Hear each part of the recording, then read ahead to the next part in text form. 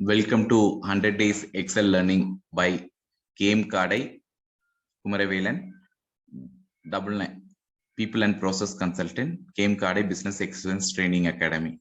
In this session, I am going to explain you how to do the advanced filter. So here, what is there? The building and department is here. I need to filter only the best and accounts management. And then I need to filter and keep it, copy it in another place. Okay, that is what we are going to do now. So for that, the first go to data. In this data, you can see the filter and the sort and filter tab. You can see the advanced. You click on this advanced. Okay, now entire range is selected. Criteria.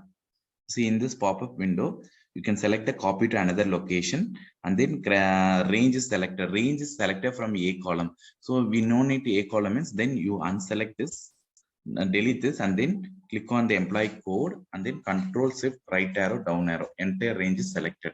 List range is selected, and then criteria. Criteria is nothing but keep the cursor here. What criteria we are given? We are given building should be in a west, and then department should be in accounts management. In this criteria, there is one more thing you need to check. The spelling it should be equal for the headings. Then only it works. Okay, the building departments are the same spellings are here. Then you select this criteria, and then copy to. Click the here, and then where you want to keep, you can keep it here. And then if you want to unique record only, you can select the unique record, and then give OK. Now you can see the entire data is copied and kept here.